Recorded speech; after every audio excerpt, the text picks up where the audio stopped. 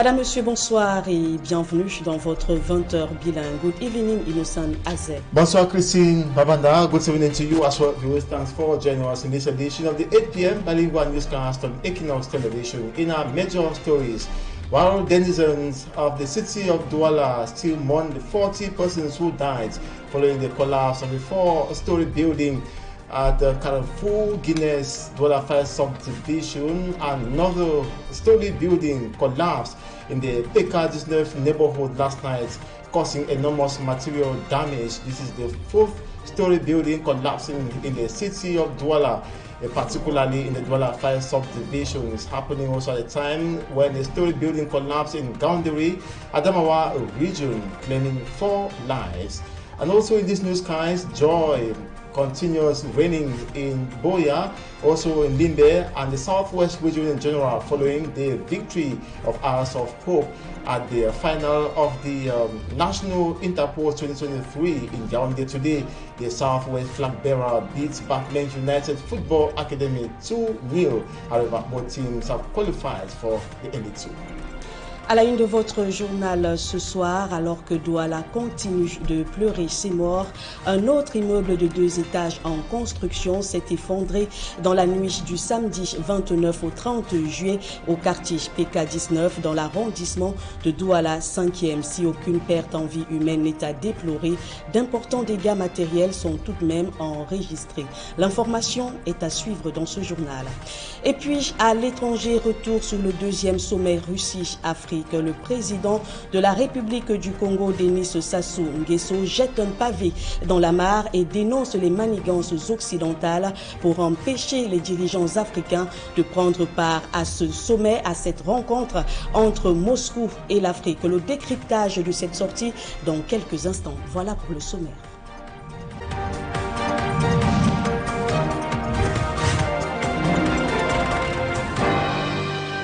Dans l'actualité nationale de ce dimanche soir, on l'annonçait il y a juste quelques instants, un R+2 en travaux s'est effondré dans la nuit du samedi 29 au dimanche 30 juillet au quartier PK19 dans l'arrondissement de Douala 5e. Plus de peur que de mal, l'affaissement n'a fait aucun mort. Dalastiana et Fabrice Eloumou se sont rendus sur place.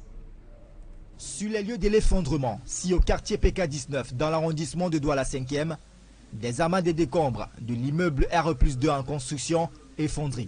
Des dégâts matériels importants. La bâtisse qui s'est écroulée a entraîné dans sa chute ce conteneur adossé sur le mur de sa façade principale ainsi que les poteaux transportant le réseau électrique qui alimente la zone. Aucune perte en vie humaine enregistrée. Selon le voisinage, l'immeuble de 2 niveaux en construction présentait déjà des signes d'alerte. On s'attendait parce que quand on passait ici, il y avait les fissures. On s'attendait à l'événement, il y avait les fissures. Le conteneur, la dalle qu'on avait coulée là, c'était pour porter le conteneur, la première dalle. Finalement, non plus, ça n'a plus porté le conteneur. On a coulé encore une dalle, première dalle, deuxième dalle. Donc finalement, ça ne pouvait pas supporter parce que le sol n'était pas approprié pour porter les 2 dalles. Oui, les fissures étaient déjà là. Mais c'est hier qu'on a versé le camion de sable. Entre-temps, il y avait déjà des techniciens qui travaillaient, qui tissaient les fers. Nous nous sommes dit que peut-être c'était encore pour l'évolution des travaux. Malheureusement, cette nuit. Le sable béné ici pour la suite des travaux 24 heures avant le triste événement n'aura finalement pas servi. Les restes de l'immeuble effondré, déjà utilisés par le voisinage pour embler l'une des voies périphériques du quartier. C'est le 4e immeuble qui s'effondre dans la ville de Douala à l'espace d'une semaine, après celui de 4 niveaux situé au quartier mobile Guinness, qui a fait une quarantaine de morts, celui du Carrefour Ipa à Ange Raphaël et à Bépanda, 54 escaliers. À ces cas s'ajoute l'effondrement d'un immeuble de 4 niveaux à Gaoundéry, dans lequel 4 membres d'une même famille ont perdu la vie. Nous sommes ici à PK19, dans le 5e arrondissement de la ville de Douala. Derrière moi, cet immeuble de 2 niveaux qui s'est effondré dans la nuit de samedi à dimanche. Et là, aucune fouille n'a encore été effectuée. Les populations renseignent que l'édifice présentait déjà des signes d'effondrement, des fissures sur les murs. Sur les lieux de l'effondrement de cet immeuble, je suis Fabrice Eloumou et Dalastiana pour Équinoxe Télévision. Intéressons-nous à présent à ce groupe de présumés assassins qui auraient mis fin à la vie d'un couple d'octogénaires, Guy Zogo.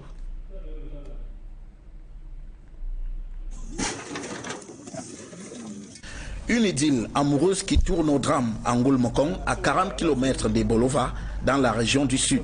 Après la découverte des dépouilles d'un couple d'octogénaires, la première région de gendarmerie est entrée en scène. Il s'agit là d'un démantèlement d'un gang de malfaiteurs, présumé auteur du crime crapuleux qui a été perpétré dans le village d'Umfong, dans l'arrondissement de Ngulmokong. Selon les explications, ce sont les désaccords au sein d'un couple qui ont conduit à ce drame. C'est un crime passionnel qui a été perpétré à la suite d'une dispute amoureuse entre le commanditaire et sa petite amie. Donc visiblement, il y a des choses qui n'ont pas marché et qui ont amené l'intéressé donc à vouloir se venger. Le beau-fils a eu un malentendu avec son époux. Il a demandé. Les beaux-parents n'ont pas demandé à la fille de rejoindre le foyer. Les investigations de la première région de gendarmerie ont conduit à l'interpellation du gang des présumés assassins. Sur la base de toutes ces informations, nous avons à notre niveau également fait usage, n'est-ce pas, de nos capteurs, comme d'habitude, qui nous ont amenés à interpeller le présumé commanditaire dans la localité de Esson, non loin de Bala. L'intéressé a été conduit à notre niveau ici. Nous l'avons exploité. Il est finalement passé aux aveux et il nous a indiqué où il fallait interpeller les complices et co-auteurs. Leur sort est désormais entre les mains du procureur de la République auquel ils seront présentés.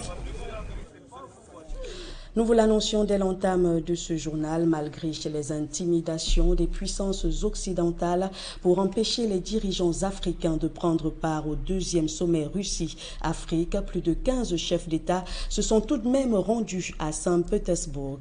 Le chef d'État de la République du Congo, Denis Sassou Nguesso, est celui qui a dévoilé la manigance à Poutine. Décryptage de cette sortie avec Pierre Laverdure en banc. Les États-Unis, la France et d'autres pays occidentaux ont exercé une pression sans précédent sur les pays africains avant le sommet Russie-Afrique pour empêcher leur participation. Faisait déjà savoir le porte-parole du Kremlin à 2 jours du début de l'événement à Saint-Pétersbourg. Une information confirmée et révélée ici par le président Sassou Nguesso du Congo. Nous-mêmes avons eu d'énormes difficultés pour arriver ici. Et l'avion que nous avons pris en location est resté à Dubaï parce que les compagnies d'assurance de l'Occident se sont opposées à l'arrivée de cet avion ici à Saint-Pétersbourg. Moscou a dénoncé la pression de l'Occident sur les pays africains pour saper le sommet Russie-Afrique qui s'est pourtant tenu. Pour l'analyste politique Aristide Monod, ceci s'inscrit dans la continuité des rapports de force établis entre l'Occident et les nouvelles puissances en Afrique. La Russie qui se montre plus offensive, qui semble opter pour la confrontation face à l'impérialisme séculaire historique des Occidentaux. Et cela s'observe sur le terrain à travers un bon nombre de terrains acquis par la Russie qui, d'une manière ou d'une autre, est en train de damer le pion et de manière considérable aux Occidentaux. Pour l'analyste politique, l'acte dénoncé par le président Sassou Nguesso trahirait l'état d'esprit des Occidentaux à faire purement obstruction à toutes les offensives des autres puissances suivant une logique de précaré exclusive que constituerait l'Afrique pour l'impérialisme occidental. Il semble que là, les réseaux france-africains ou les réseaux occidentaux ont manœuvré pour empêcher cette présence-là, où on fait peser d'une manière ou d'une autre des menaces, des sanctions sur ces présidents, sur ces états-majors africains qu'ils contrôlent. Le quotidien Financial Times a fait part des pressions exercées par les États-Unis sur les dirigeants africains pour les décourager de se rendre au sommet à Saint-Pétersbourg. De plus, Washington aurait souhaité également que les chefs d'État critiquent la non-prolongation de l'accord série d'Istanbul, arrivé à son terme le 17 juillet. Et dans le reste de l'actualité au Niger, la communauté économique des États de l'Afrique de l'Ouest a donné une semaine aux poutistes pour remettre le pouvoir à Mohamed Bazoum malgré la vague des réactions et des soutiens qui se multiplient dans le pays pour soutenir le nouveau commandement. Mahamat Idriss Déby, le président tchadien, se trouve déjà à Niamey où il exerce en tant que médiateur de cette crise. Jean-Paul Boyot pour les résolutions de la CEDEAO. En première lecture comme première décision, la libération immédiate du président Bazoum et le retour complet à l'ordre constitutionnel en République du Niger. Cette décision a été adoptée à l'unanimité par les membres de la CEDEAO réunis ce dimanche à Abuja lors du sommet extraordinaire présidé par le chef d'État nigérian Bola Tinubu. Preuve de l'irréversibilité de cette résolution, les membres martèlent que si ces demandes ne sont pas satisfaites dans un délai d'une semaine, la CEDEAO prendra toutes les mesures coercitives nécessaires et ces mesures sont l'usage de la force afin de rétablir l'ordre constitutionnel. Autre résolution pas des moindres, la suspension immédiate de toutes les transactions commerciales et financières entre ces États membres et le Niger, ainsi que le gel des avoirs des responsables militaires impliqués dans le renversement du président Mohamed Bazoum. En parallèle du sommet de la CEDEAO, le président tchadien Mahamat Idriss Déby a déposé ses valises sur le sol de Niamey pour voir ce qu'il peut apporter au règlement de la crise. À l'heure actuelle, tout le peuple là va sortir pour soutenir les putschistes. Parce qu'eux là, ils sont venus pour équilibrer le pays. Coïncidence, les résolutions prises lors de ce sommet sont adoptées au même moment où des milliers de personnes ont manifesté devant l'ambassade de France à Niamey ce dimanche. Lors d'un rassemblement de soutien au nouvel homme fort du pays, le général Abdourahmane Tiani, qui dénonce quant à lui un plan d'agression contre le Niger. Je voudrais dire à l'Union européenne, à l'Union africaine et à la CEDEAO, s'il vous plaît, restez en dehors de nos affaires. Dans la foulée, le président français Emmanuel Macron a aussitôt réagi à la suite de ces manifestations en déclarant que quiconque s'attaquerait aux ressortissants, à l'armée, aux diplomates et aux emprises françaises verrait la France répliquer de manière immédiate et intraitable, avant de conclure en assurant soutenir toutes les initiatives régionales en vue de restaurer l'ordre et le retour du président déchu, Mohamed Bazoum. Ce clin d'œil à l'étranger, je referme donc la première partie de votre journal. La seconde partie en langue anglaise, c'est avec vous, Innocent Azer. Once more, good evening. Thank you, Christine Bavanda. Once more, good evening. And to our viewers, good evening as well. Thanks for staying with us for the second segment of this newscast. Some leaders of the West African countries meeting in Abuja, Nigeria today have designated the President of the Republic of Chad, Idriss Déby Itno, to intervene and ensure constitutional order is restored in Niger. This was during a meeting indicated in Abuja, Nigeria. And Nabila now gives us updates on what filtered from the Abuja meeting and also the actual situation in Niger. West African leaders have threatened military actions against Niger's military junta after it took power in a coup that was late last week. The leaders gave the junta 7 days to reinstate President Mohamed Bazoum, who is being held captive.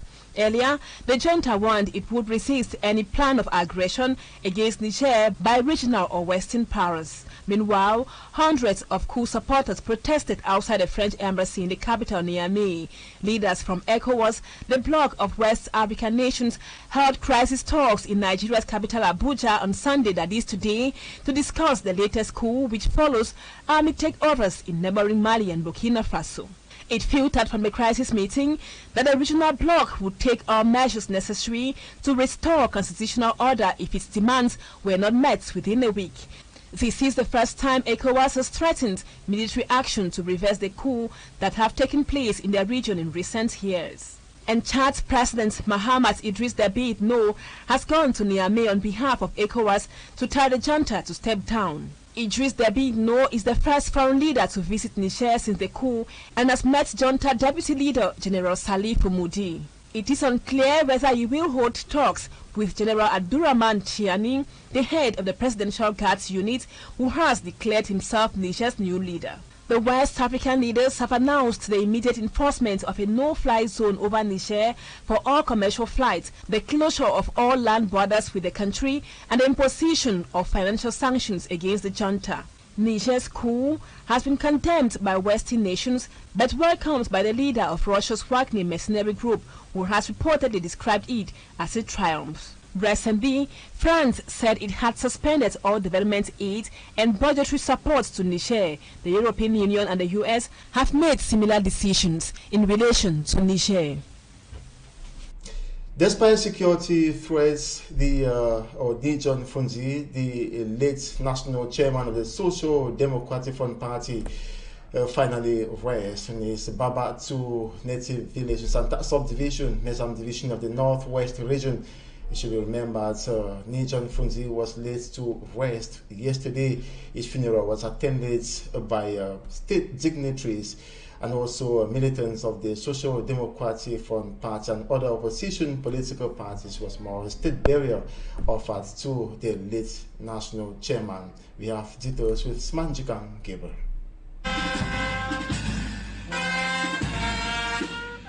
Just as it was decreed by the President of the Republic, it was a state burial that was accorded to the first opposition leader of the country, John Funzi, in his native Babatu village this Saturday. Notwithstanding the ghost town called by separatists, which has been respected in Bamenda since Wednesday, the crowd turned out to bid farewell to John Funzi, and amongst them was the cook of John Funzi, who has worked with the late chairman for several years. For the time I have served him, that he was a person that loved people. He loved to feed people. That was his passion, to feed people. And he doesn't just feed people anyhow with anything. He gives people his best from his kitchen. That was that he loved a lot of people and he loved feeding people. That he was somebody that loved good food, tasty food. He himself would come to the kitchen to supervise exactly what they are doing in his kitchen. Major highlights of the state burial given to John Funzi included a condolence message from the President of the Republican wife, read by the governor of the Northwest region, Adolphe Lele Lafrique. John Funzi was also a key player in the political life of our country. Under his leadership, the SDM took part in several elections and won seats in the municipal, legislative, and senatorial elections. On this occasion, I would like to extend my sincere condolence to you, his entire family, his relation, and to the member of the Social Democratic Front, I was at the Tispa signature of my wife. And John Funzi was decorated posthumously with the Medal of Grand Cordon for the Cameroon Order of Merit by the personal representative of the head of state, who doubles as the Central Committee scribe for the CPDM, Jean Kwete.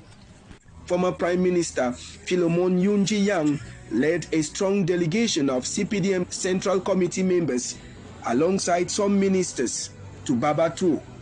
Unfortunately, due to the incident at Sonak Street where a bus of an agency was burnt on Friday, journalists had to move to Babatu on bikes since most of the agencies booked for the transportation of journalists backed out at the last minute. Before John Funzi died, he wished that he should be buried by the side of his wife, Rose Funzi, and that wish was respected this Saturday as John Funzi went down 6 feet.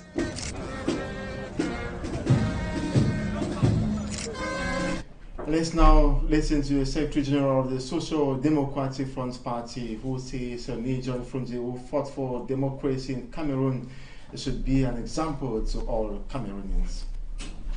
Your massive presence here in Babatu to pay the last tribute to the hero, mentor, and leader, His Excellency John Frundi, Chairman of the Social Democratic Front. Chairman is the founding father of the democracy in Cameroon. He fearlessly fought all his life for freedom, democracy, and equality for all. He great recognition both within and out of the country. That is the reason why I invite all of you to keep his legacy and continue to fight until the establishment of a federal Cameroon.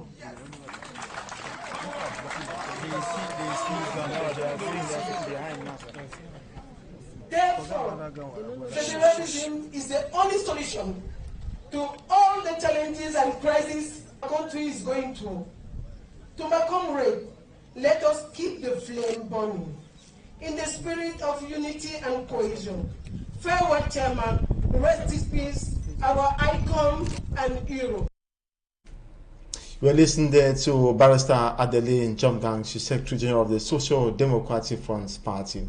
And now to something else, we take you to the PK19 neighborhoods in the Douala 5 subdivision to say another story building, 2-floor has collapsed. That was last night, causing enormous material damage. Like I said, no life was lost. Locals say the story building was already presenting signs of a possible collapse.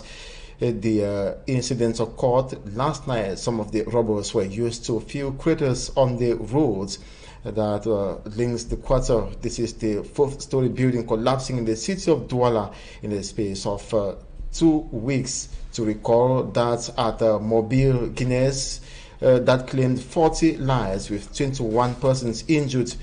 Ipa neighborhoods with enormous material damage. That's at Bepanda, Senkandukat, Escalier.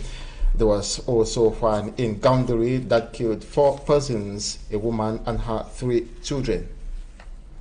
And now we take you to Lompanga, a locality in the east region of Cameroon, where some suspected human bone traffickers have been intercepted by security forces. They were in possession of a bag containing these human bones. They were about selling the bones at a sum of 6 million francs CFA. Asia Lucy Liengo tells us more. These are suspected human bone traffickers who were operating in the locality of Lompanga in the east region. They have been arrested by officials of the 1st Gendarmerie region. Il s'agit là du démantèlement d'un réseau de trafic d'ossements humains qui s'opère dans la région de l'Est. In their keeping was a bag which contained human bones. They had as objective selling it to a certain man in Yaoundé Van for 6 million francs CFA. Au niveau des agences de voyage ici au quartier Van, de 2 individus qui avaient 2 sacs comportant justement ces ossements humains. After a series of investigations, the alleged bandits were apprehended, but this was possible thanks to the collaboration of security forces in Belabo and those in Lompanga. Et grâce à la collaboration des unités sur le terrain, la brigade de Belabo et le poste de Lompanga, le poste de gendarmerie, nous sommes allés du côté de Ouami et on a traversé le fleuve Lom pour interpeller les 2 autres suspects au niveau de l'îlot appelé Canal Plus, donc dans un hameau. Gendarmerie officials explain how these human bones are used. Les ossements humains sont utilisés dans le cadre de pratiques mystiques. Human bones are used for mystical practices and also for the production of certain drugs like Thai and several others. On l'appelle généralement l'or blanc. The suspects are in custody while investigations are on to dismantle others who are still hiding in Lompanga, Lom and Jerem division of the East region. It is total joy that reigns within the football family in the southwest region of Cameroon. This follows the victory of Eyes of Hope, or better still, Isosa, flag bearers of the southwest region, as they emerged champions of the 2023 National Interpose. They proved their supremacy over Bafmenk United Football Academy of the northwest region in the final today, July 30, at the Ngwa Ekele Stadium by thrashing the Northwest flag bearers 2-0. However, both teams of the Southwest and Northwest regions hold their tickets into the Elite 2. And that will be next season. At the end of the final, Bafmenk United Football Academy players and fans brandish placards begging for a good road that will link Menchum and Bamenda. The state of the roads is practically impassable. Away from that, the third place of the National Interpose game was also played between the two semi-final losers, Puma FC and Volcan of Nous. Puma FC beats Volcan FC 1-0 to win the third place. And that's where we end this edition of the 8 p.m. Bilingue newscast on Équinoxe Television. Thanks so much for watching. Do stay posted more interesting programs on Équinoxe Television. Up next is the program La Vérité en Face. Christine Babanda, bonsoir. Do have a nice night. Thank you. Innocent Nazaire, Madame, Monsieur, c'est la fin de ce journal. Merci de votre fidélité, de votre confiance. Belle suite de programmes sur Équinoxe Télévision, la chaîne du peuple.